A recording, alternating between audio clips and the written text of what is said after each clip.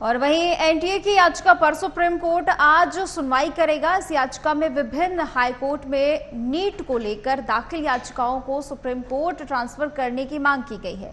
Justice Vikram नाथ और justice Sandeep Mehta की vacation bench मामले की सुनवाई करेगी। नीट परीक्षा के खिलाफ दिल्ली समेत देश के अलग अलग हाईकोर्ट में याचिकाएं दायर की गई हैं। गुरुवार को रिजल्ट के बाद दाखिल की गई याचिकाओं पर सुप्रीम कोर्ट में सुनवाई हुई थी। बता दें आपको कि एनटीए का शीर्ष अदालत से बड़ा झटका लगा था। कोर्ट ने 1563 छात्रों के स्कोर कार्ड को रद्द कर दिया है। साथ ही कोर्ट के आदेश के बाद से अब ग्रेस मार्क्स पाने वाले छात्रों को फिर से परीक्षा देनी होगी। ये परीक्षा 23 जून को होगी।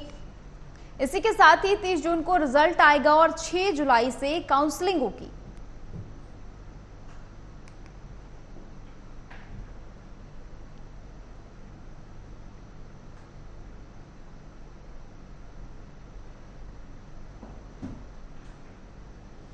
इस पर ज्यादा जानकारी के लिए संवाददाता नागेंद्र भाटी जुड़ चुके हैं। नागेंद्र, जिस तरह से लगातार मामला तूल पकड़ता जा रहा है, अब पूरे मामले में आज सुनवाई भी होनी है, क्या कुछ और अपडेट है इस पर?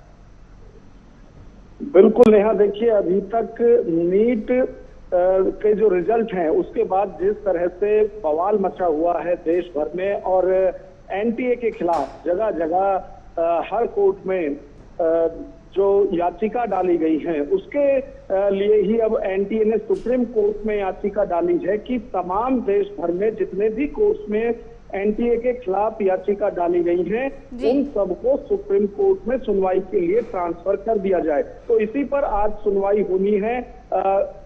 11 जून को भी रिजल्ट जो आए थे नीट के उस पर सुनवाई हुई थी और उस वक्त सुप्रीम कोर्ट की तरफ से कहा गया था कि जो नीट के एग्जाम है इनकी पवित्रता बरकरार रहे, इसके लिए एनटीए की जवाबदेही बनती है।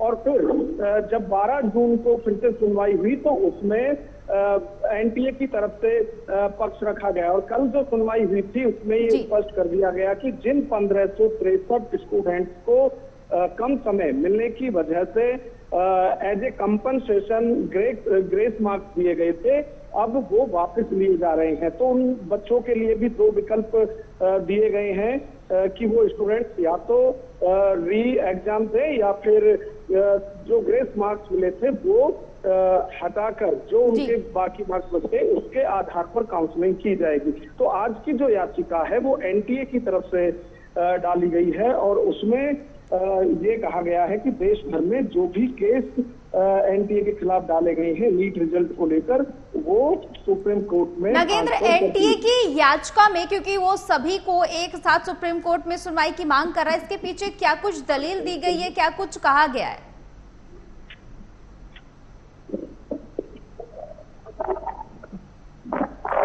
नागेंद्र, बहुत बहुत शुक्रिया नागेंद्र ज्यादा जानकारी के लिए।